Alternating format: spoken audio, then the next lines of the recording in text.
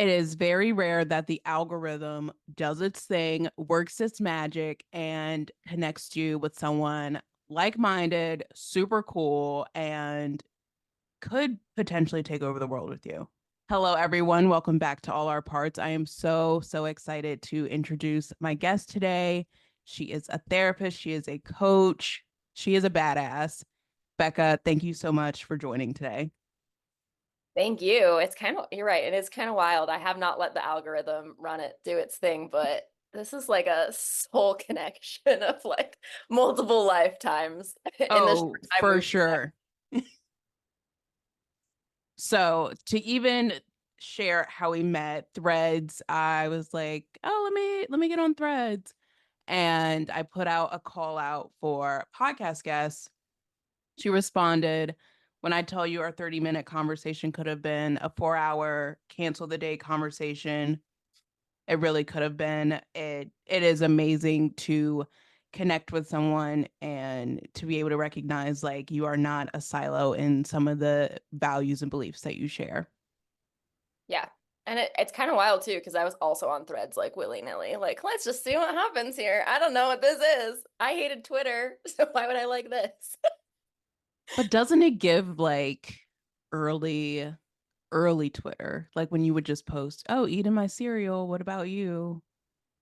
Yeah, no, it really does actually. I didn't think about it that way, but it really does. You're just like, oh, I like Lucky Charms to you. Becca, tell us about yourself. Tell us about you. Yeah, so as Jazz said, I'm a licensed clinical social worker in Utah, but I actually grew up on the East Coast. I've lived in Utah for about 10 years. And honestly, it's a wild ride living here. I'm being a therapist. I built a group private practice starting in 2020, primo time for mental health, right? And then as my clients were moving because their jobs changed or life changed during Mhm. the pandemic, I was like, you don't really need therapy anymore. What would it be like if we did coaching? And it blossomed into my entire after therapy kind of coaching modality and experience. And a lot of it, honestly, I've been rewriting this over and over, I think over the last month or so, because I, as a clinician, am wired to educate people and feel like I have to Hmm. convince someone why they need to heal. And it's so interesting working now, like in this duality of coaching and therapy, because people who seek coaches don't want you to convince them to heal. They actively want to heal, versus in therapy, sometimes it feels like I'm pulling some strings to get you. Being my first coach while still seeing a therapist and being like, wow, my life is so much more productive. Hmm. This is kind of bananas. Yeah, So I was like, what if I did this thing? And so I did it. and you're doing it. Yeah, still showing up. Yeah. So you incorporate human design into your after therapy work, right? I actually incorporate it into everything. I use human design with my therapy clients. I use human design in my parenting and the daily life. I use human design in how I run my business, specifically like more in-depthly with my coaching clients for sure and after therapy, because I think it offers more Hmm. of a concrete like path and direction for people, but it's like incorporated now in like everything I do. How did you make that leap? How did you decide human design is in tandem with the work that you wanted to do? How did I learn? How do I make the leap to incorporate human design and everything? Yes, how did you decide human design goes in tandem with the work that you wanted to do? A really great question. Honestly, it was so impactful for me as the receiver of it Hmm. when I had my first reading and I started diving into it that I was kind of like, my world makes sense. There were just so many things about myself that I believed were broken or wrong or I needed to fix. When I had my first human design reading, it was like, no, these are energetically very much part of who you are. Hmm. And the world is telling you that they need to be Hmm. different. And your family and the way that you were raised and the society that you live in was telling you that you needed to be different to fit this mold, but that's actually not what you are. Mm, And I took the leap incorporating it with my clients by finding the ones who were really stuck. I'm like a big proponent of like, hey, I want to try this really weird thing. If you hate it, we never have to do it again. But what if we try it? And mm, honestly, the first couple of clients I implemented it with just sobbed. Like the entire mm, first couple of introductions and readings for it, that they were like, this is life altering. And for the same reasons it mm, was for me, where it was like, I'm not broken. I just have to figure out how to decondition myself from what I believed is wrong. And then I started incorporating it in my marriage because my husband and I have super different human designs. And I was like, oh, this is why we have a lot of it is around decision making. okay. I started incorporating it in the way that I run my business. And then I started incorporating it with my team because I was like, I can actually lead you better, I can guide you better. And then when I was building after therapy, it just became a foundational piece of helping people learn how to actually integrate their healing work, which is my primary focus in after therapy is just like how do we actually like build a life now that you have knowledge of what and how you want to heal. Hmm. And human design gives like a really beautiful platform. As you're talking about it, it brings to mind the nature versus nurture aspects that we always talk about. And nurture being school, our parents, how we're conditioned, how we are raised. And then human design is the nature aspect. It's like, actually, no, you might be a hermit. Like you might better function in a silo creating. And then when you are ready to externalize it, you can externalize it. But there is no perfect mold. There is just your design and how you are created. And this can get you back more in touch with who you're meant to be. I'm like, this is gonna be like, I'm gonna give you your nature and we're gonna talk about all the ways the world nurtured you. We did Like not all the discuss ways. that beforehand, just so you. But damn, we are on this level. Yeah, it's like kind of that was wild. I was like, wait, didn't we talk about this? Because it's literally like for me, I think that was so foundational, especially because like and for those of you who are listening, maybe not familiar with human design, it's like a Eastern science that came about in the 1980s, and it was actually like the same way all philosophical sciences come through. Some person was standing on a rock, received the information, who knows? I don't ever like take it totally from a spiritual lens. I do it very much from like a clinical standpoint, but it's combines six different Eastern philosophies into one model, and it was actually created so that our generation would learn how to parent their kids differently and like see that Mm, their kids were energetically very different than they were. Therefore, you can't mold your kid. It was a very different form of conscious parenting. And then it started to show these ways that people could be in society and careers that would be good for them and what their gifts are and how their roles could be and like how to actually use your energy to do what you want to do in life. And I think one of the things for me that it was like mind blowing was like when I learned about human design, I learned I'm a 2/4 sacral generator. okay. And so I am a hermit and an opportunist, which definitely aligns because I'm a Libra sun and a Capricorn moon and a Sag rising. But I have never in my life, if you had met me 4 years ago, 5 years ago now, no one in my life would ever say I was an introverted person. Like there was no sign at all of me being a Hmm. hermit, like at all until the pandemic when I was like literally forced to be a hermit. Right. I And you did were not have like, a I'm choice. thriving. Yeah, literally. In the first couple of months, I was like, I need the Zoloft. Like, we got up these Hmm. things. Like, I'm going crazy over here. But it was mind blowing when I suddenly started to thrive because I had no outside information. I got really creative. I started building a business. I started doing all these things that I had said I would do. But Hmm. because I had no outside influence, really, I was like, wow, okay, I can do these things. And now I've had to learn to like acknowledge the part of myself, Hmm. right? That needs this time alone, that is rather introverted. And I shine when I'm out in public and I can build community and I love networking. And if I don't retreat completely after, I'm burnt out. I'm done. Hmm. And so it was for me that very stark contrast of like, yeah, the world wanted me to be extroverted. Like that was what was praised. That was what was good. I made friends easily. I connected with people. I can like build groups. I can build community. Great. This is what you do, right? It worked well in workplaces. It Hmm. worked well in school. And then suddenly it was like, just kidding. You actually like really like being alone, but like completely alone. Then you're like, oh wait, actually, in order for me to be on it and here, I need to like go under my weighted blanket for 3 days, watch the same TV show, and reemerge when I am ready to give that to you again. But I cannot give that to you all the time. Absolutely not. Which is wild because I was used to living at that high, right? Of used to doing all those things. And now I'm like, sometimes I look at my schedule and I'm like, I literally can't do that. I was looking at my schedule in like 2 weeks and it's like seven, I have like scheduled 7 clients and I have like a community event after. And I was like, well, that's not going to work, right? And before I would have been like, okay, I'm just going to suffer. Yeah. Through. I'm going to do it. I can do it. I know I can do it. And I looked at it and I'm like, okay, I have 10 days to figure out how to fix that. Total 180 in the way that I learned to cope Mm, with life, right? yeah.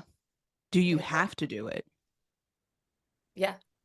It's because it became a difference between I can do it. Hmm. Do I want to do it? And even noticing the difference of being able, being capable, saying, I can do something versus, is this going to best serve me? Is this going to best serve the other person? Like, especially as we think about client work, like, sure, I can see 8 people. Mhm. Does seeing those 8 people truly benefit them and me? Never. Never. But I'm also a hermit. So I'm a 6-2 generator, Oh. role model hermit. Mhm.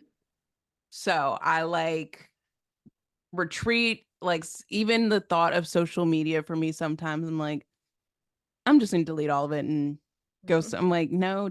And so it's like this constant tug where I've gotta like put yourself out there, do it, but I can't do it consistently. Like I would say right around like retrograde, towards the end of it, I was like, if I don't take a break, I'm gonna delete all of these social media accounts and go hide and do something else.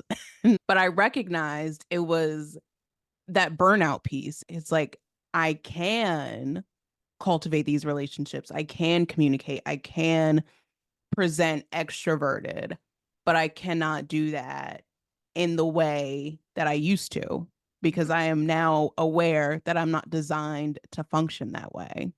Yeah, and being a 6-2, you have those different phases of your life where you are super extroverted, and then your first 30 years, right? You're like, I'm gonna try anything, I'm gonna do all these things, I'm gonna do, and then all of a sudden you turn 30 and you're like, yeah, I'm good. Like you immediately there's like this 180 that happens because you move into that internal processing because you're truly here to like figure out how to educate and train people. And so also I think like a lot of what we've bonded over and connected through is like this how do you be authentic and hold space in a media like sense Mhm.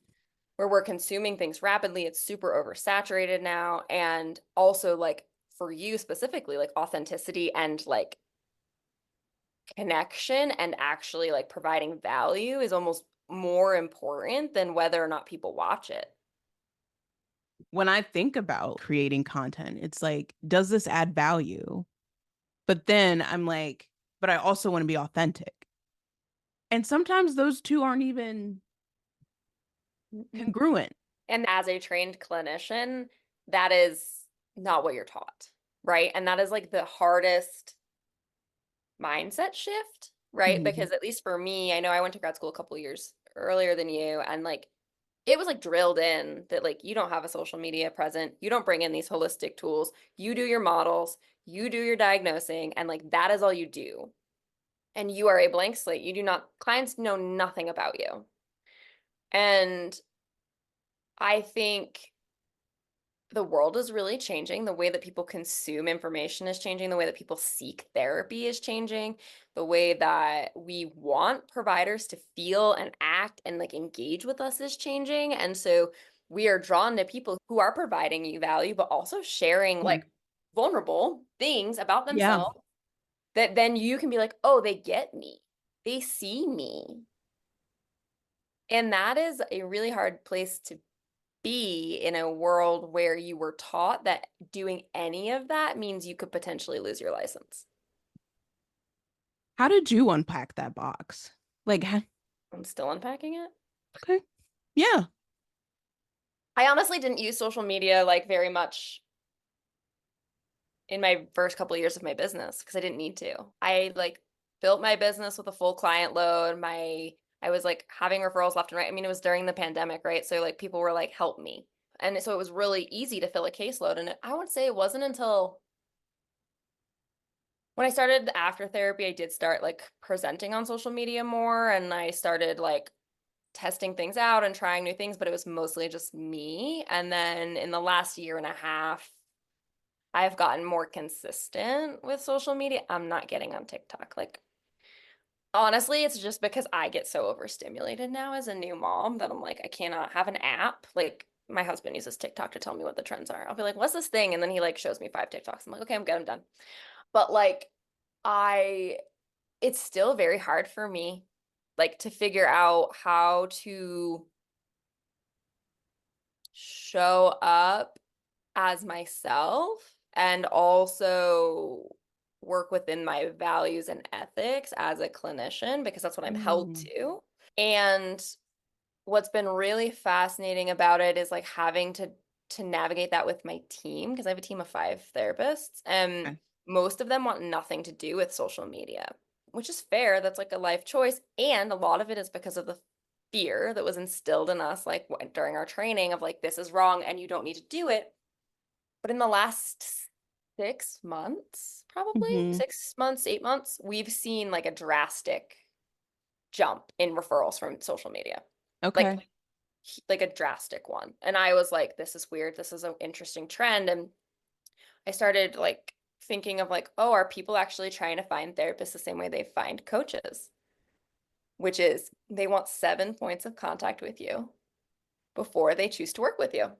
Hmm. Especially if they're, and this is where I think like the key in that statement for me. So for like any clinician listening, I think the key is if they're not in crisis. If there isn't something that they are immediately looking to change, but rather want to figure out how to heal and move forward and explore, then they're researching the shit out of you. Yeah. They're looking at your LinkedIn. They're finding you on social media. They're looking at your website over and over again. They're reading your blog posts. They're reading what you're tagged in. They're attending your events. They're doing it all before they ever make that phone call.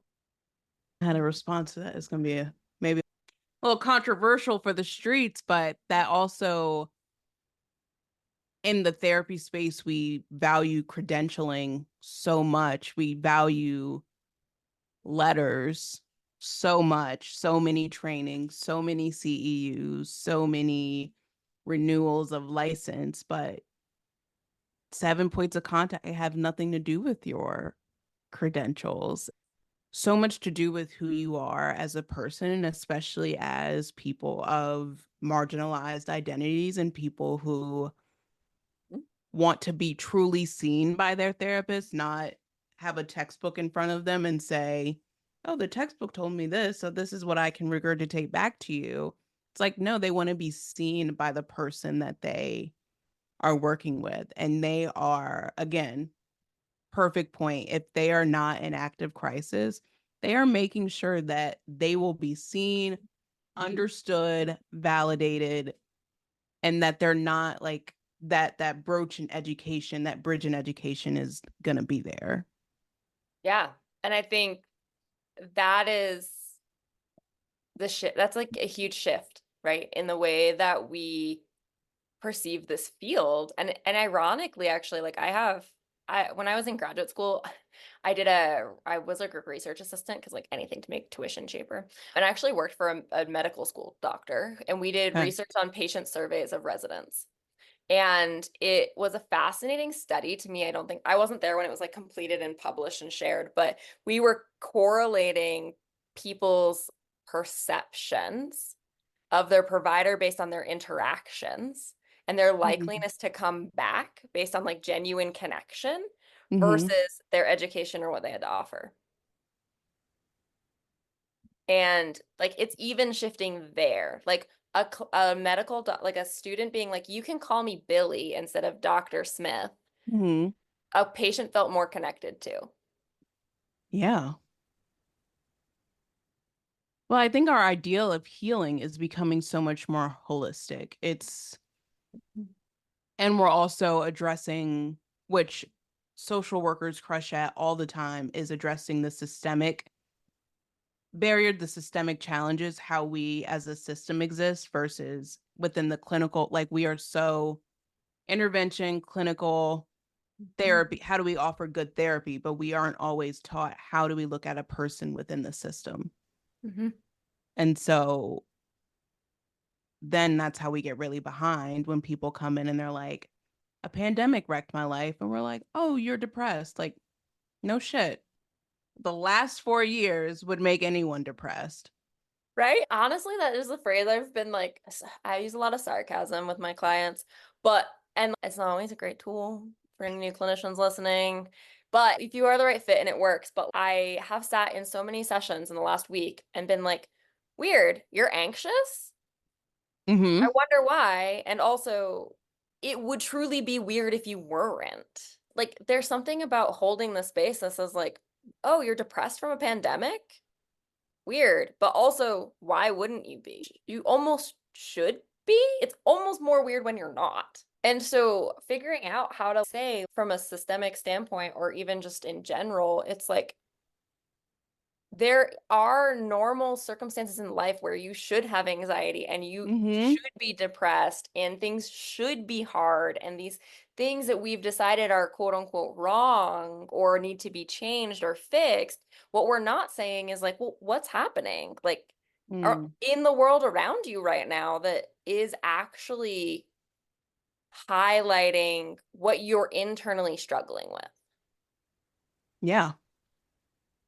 And I think more of us are saying you have every right to feel like I think it'd be odd if you felt any differently about in some of this. And so what does that mean for therapy? What does that mean for the coaching like industry and even how we show up on social media? It's that no, actually authenticity is more valuable than maybe where you got your degree from. And you're a Being bit a person. yeah, the ability to be a person. And that is something that is very hard to train as someone who has employees. Like, I know that it's very hard to train out, like the rigidness and the boundaries and the fear. And I've always been more likely to self-disclose, but part of that is because I was clinically trained in a model of therapy. Like, my major clinical practicum was in this form of therapy called feminist multicultural therapy, Okay. where like the like founding belief is the person is political, right? And Hmm. so like you can't I was trained very early on, like I can't take myself out of the context. Like can't. And because I was like having to like work at a clinic where I was a white woman like primarily working with marginalized populations, like I had to own and like learn how to like say like I don't know and like this is my perception of the world and like I know this about myself. Like I had to take more responsibility than I think a Mm. lot of clinical training involves. And so I got more comfortable with self-disclosure. But honestly, for me, showing up really authentically didn't happen until I got pregnant and I had hyperemesis Mm. for my pregnancy. And so like I had every intention of not telling my clients until I was like 20 weeks and then they would have like 20 more weeks, yada yada yada. But I ended up having to like regularly reach out to my clients to be like, I'm literally sitting on the bathroom floor throwing up. I will not be able to attend our session. I'm so sorry. I will send you new times to reschedule. And I had to trust that they could hold that Mm. and still want to work with me. Like that vulnerability for me of admitting, like, this is what's happening in my life right now. Yeah. And knowing that, like, my clients are like invested in my son's life. Like, I can't, my son turns 2 at the end of the month, and they're like, I can't believe he's 2. I remember when you were pregnant. Right. And like, that's not something we were taught in therapy at school. Like, at first, I was like, why do you Mm. care about my kid? Like, you're not even supposed to, you're quote unquote not supposed to know about my kid. And now you're asking to see pictures of my kid, which I don't do with every client to be, but like, they'll ask because I didn't have a choice but to admit what was actually happening. I mean, I could have just pretended, but then what is that doing therapeutically for the relationship? If I'm not showing up authentically and I'm not showing up in my messy humanness and telling you what's going on in my life in a vague sense, then how can I expect you to do the same? Like, how can I expect you to Mm, call me when you can't show up to a session and say, I have to take my grandma to the hospital. She fell and broke her leg. I'm sorry, this is late. And then I get to decide, do I charge you the cancellation or not? But I'm not actually yeah. demonstrating how I'm teaching you to take care of yourself. Mm, yeah. And cancellation fees is its own That's a that's topic a for another day. topic for another day. But it's so, I mean, I like hear you in person me, and I'm gonna distinguish person me and clinician me and trained me. Person me is like, yes, 100%, 1000%. And then my training, my school was largely psychodynamic, It's like, oh. and they didn't even teach self-disclosure. He was like, you shouldn't be doing it, so he didn't even teach it. It's like, so I hear that and I'm like, I will like text my or email my clients and say, oh, sick. And I'm like having anxiety that their world's gonna fall apart. And I'm like, Jasmine, they will be okay. Like Mhm. everyone will be okay. Like, especially depending on the level of care that you're offering. It's like people everyone's lives are moving forward, and having that open communication and having that plan, it actually builds the trust more, because I would rather know that my therapist just not feeling well versus, oh, not showing this vague cryptic, hey, need to cancel, Mhm. sending you new times now. Like that actually really supported my therapist and I's dynamic when she was more transparent about, hey, like I'm just really not feeling well today. I can do this. Does that work for you? And I'm like, absolutely. Take care of yourself. I want that for you as a client. And then in the clinician seat, I can show up. I am able. That sentiment might not be shared. But if you truly believe in the relationship, then all of these things get to exist. And I think that's where I've really explored parts work, right? Because there's the part of me that was the trained clinician that knows transparency, social media, all these things are not okay. There's the part of me that, as a client and as a consumer of coaching and therapy, I'm like, no, I'd rather you tell me what's going on because it makes it easier. So, like, when my therapist is like, yep, I'm at the urgent care, I think I have COVID, I'll text you some new times. I'm like, okay, cool, I can wait, right? And I'm like, okay, great. But then there's also like the business owner side where it's like the distrust in like the system. And because those other two parts of me are kind of always at war of like, I should be transparent, but I shouldn't. And then like, are people going to want to continue to work with me if I'm too much this way? Like, that's the biggest thing for me with social media Mm. sometimes is like my therapy clients like following me and seeing what I have to share and not feeling like what who I am in that space is the same as who I am in the room with them. Mm. Which isn't necessarily feedback that I've received. It's actually been the opposite. Like at one point I tried to hire out, like this is totally random, but I tried to hire out like at postpartum, like having someone do my emails and content and social. And my clients actually were the ones that were like, this doesn't sound like you. Like, Oh. this isn't you. Like, why are you doing this? My clients see me. They know how I sound. They know how I feel. They know what they're getting when they work with me. And then to be told that what they're experiencing is not that is like my fear of like the presence of showing up in a marketing way, right? Or in a networking way, or even in a leadership way, or even doing presentations or like conversations, right? Is just like I don't want to be different, but my parts get in the way because I feel like I should be or I have to be in order to be the perfect therapist or the perfect coach. And then I get really limited. And that's, I mean, even circling all the way back, like that's how human design has really helped me really evolve is like I'm a generator but my chart is very open. Like I only have three defined centers all in my like root. And so like when I saw my human design chart for the first time, I was like, oh, this is why I'm never consistent.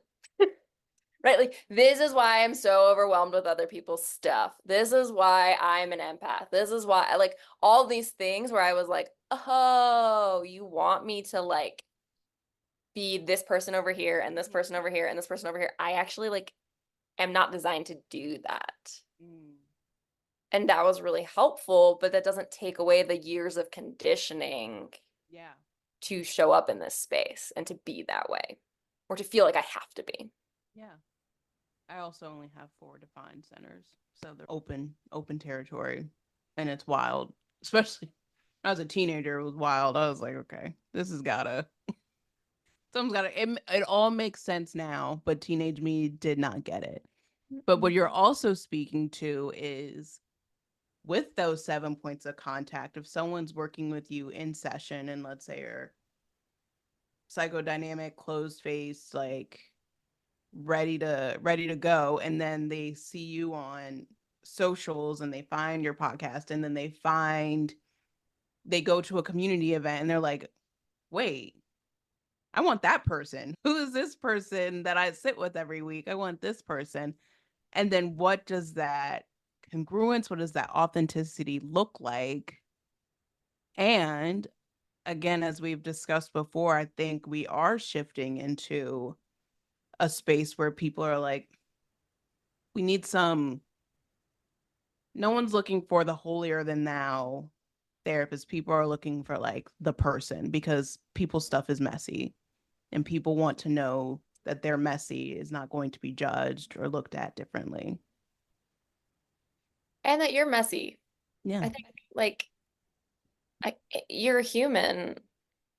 We're a soul having a human experience, if that's what you believe. And life is messy. Things are messy. Like I have, especially because like I've had clients now that have been with me since I graduated graduate school. And like, again, graduate school was like, that should never happen. And it's like Mhm.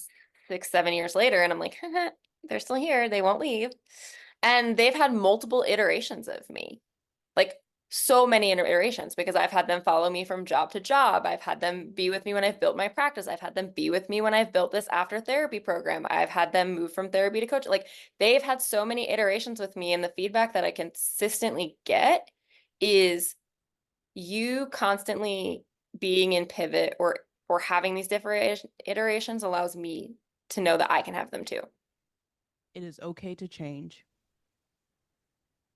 And it's okay for people to want to change with you.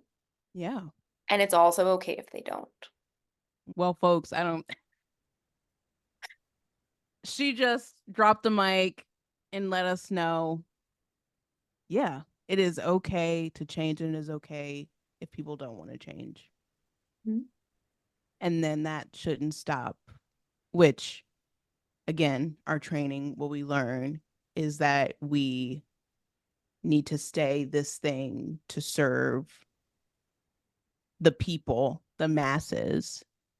And I don't think we hear enough that it's okay that we're not the therapist, the coach for everyone. Oh, And yeah. we can't be. And we It's not even that you can't be, it's that you shouldn't be. you Like should I have a firm, like that could be a whole nother podcast episode, but I have like a whole firm belief that you should not be. yeah.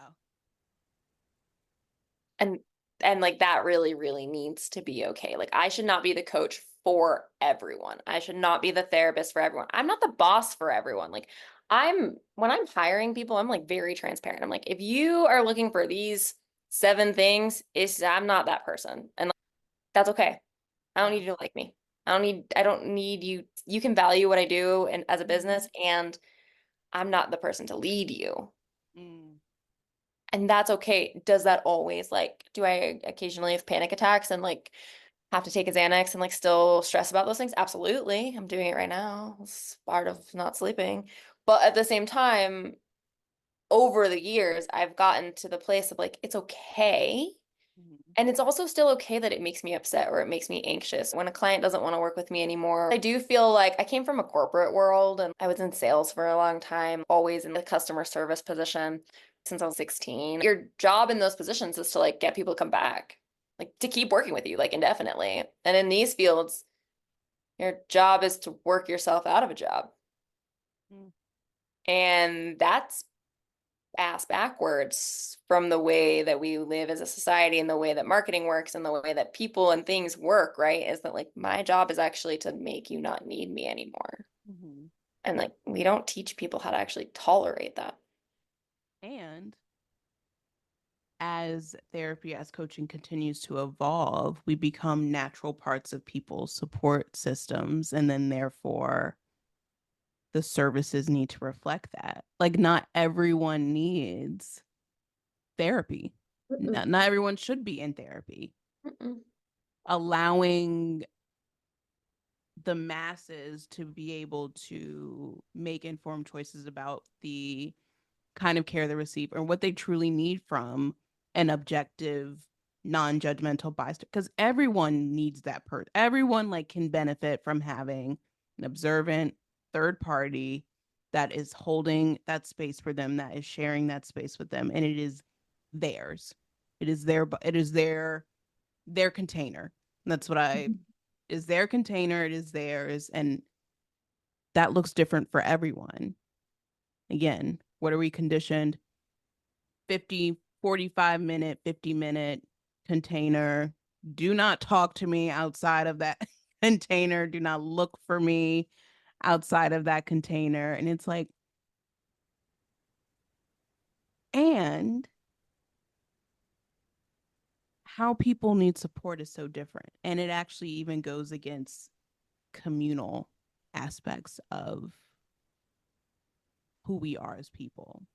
mm-hmm. And that's a big reason, like for me, building after therapy has been is such a part of like my own story of being in and out of therapy for like I started therapy when I was like 9 years old and like in and out and in and out and like I was always told I was so anxious and my eating disorder was because I was anxious and if I just stopped being anxious my life would be so different, right? Like so much of it was about me feeling too much and being Mm-hmm. anxious and these things that were like if you just change this about you, but because I spent so much time processing it and analyzing it and figuring out where it came from and doing all these things, that the first time I hired a coach and she was like, okay, you're anxious. And she's like, no, it's not. Like, what are you doing day to day to manage it? Like, what does it look like for you to know that you're anxious and then adjust your day for it? And I was like, you can do that? And she was like, why couldn't you do that? And I was like, I just thought I had to learn how to survive, right? And so for me, the separation has become like after therapy in my world and the coaching aspect of it is like, therapy is for healing. Let's Mm-hmm. heal. Let's start it. Let's do it. But then after therapy is where we thrive. It's like, how do I figure out how to build a life? How do I figure out to be in my life? How do I figure out how to be present? Because for me, as like the person who felt so much shame because I would consistently end up in a therapist chair being like, I know why I'm here. I know all the things. Yeah. I know all the stories. I know my trauma. I understand. And how do I live Mm-hmm. with all of these things that are just aspects of my story? Yeah. And then what's wild now is like watching it all that shit come back up as a parent, right? Because that's what children are designed for. And you're just kind of like, but I have tools now. So like even before we hopped on and recorded this, I was like, I've gotten like 10 hours of sleep in 2 days, right? And I'm exhausted and probably a little manicky. I'm drinking caffeine now. It's a terrible life choice. I'm so anxious because I have to have like tough conversations this week. We've had a lot of crisis. And all I looked at you and said was like, I'm ready to go. I did my yoga nidra. I laid on the floor. I'm really anxious. I'm transparent about that. And I can still live my life because my anxiety is not me. And I didn't learn how to separate that until someone was like, you like you just do. Like you don't have to just do and suffer. You can adjust and change. And that's okay. And I was like, oh, and then so many of my clients, like even from my early years in private practice, were just these clients who'd been in therapy for on and off for decades. And I was like, what are we all missing? Like, what are we all missing? And it's like the place to say, like, okay, what happens now? Like, oh, usually it's like, okay, you graduate from therapy, bye. And then you feel like your therapist is breaking up with you. Because that happened to me a few times where I was like, you just dumped me? That's straight up what it felt like. I literally was like, I think you abandoned me. And then I didn't want to go back right after I quote unquote graduated because she was like, you're done. Like, let's take space. And I was like, I don't know. Because I need that reflection space. I need a space where someone is telling me and pointing things out and like, but that is technically not what therapy is. Therapy is not that space. So what is that space? And that's what I'm trying to create. Yeah. The space where someone's like, okay, I've done the therapy or I'm in therapy and I've done the stuff, but I just want someone to just like be there so I can process, but also still giving me tools and giving me things and pointing out the insights in a more direct way. Yeah. Yeah. But we don't have to go back. We don't have to do all the things back there. Yeah. I mean, what you just spoke to is therapy is unpacking the backpack. It is taking all of it out. Then what? Now what do I? And then a coach can say, "Yeah, I see all the stuff like you've taken out of the backpack. So what does that look like going forward? What does that look like to take that with you and be able to not just survive, not just live your day to day, but thrive to like truly enjoy your life?" And therapists are not always trained to offer that space. And I've even been playing with the term with my like clients specifically of like, okay, surviving and thriving is like a really hip, cool thing right now. I have clients come in all the time and they're like, I'm just in my survival mode. I'm not thriving. Like, I'm just surviving. And I'm like, I want to know when you feel alive. Like, to me, surviving is still an, or thriving is still an action. I'm still working towards something. And I want to know when are you just alive? And we've been playing with the term alive full. Like, when am I just full of life that I'm okay? Just being, just straight up being. I'm not actually trying to do anything. I'm not trying to survive. I'm not trying to thrive. I'm not trying to get anywhere. I'm just here, being Mm, in my life, present as present as I can on every day, because every day is different, yeah. but I'm just here. I think this is a wonderful place to wrap up also because if we go into another tangent, that'll be another hour, which I'm okay with. But I'll Becca, just how can people find you? How can people work with you?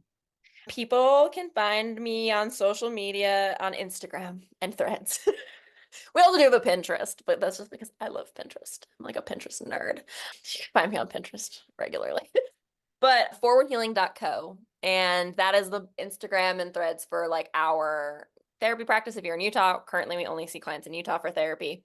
And then for after therapy, I work with clients all over. I do everything in 3-month containers. You can learn more about that on our Instagram. You can DM me and we can ask questions and chat.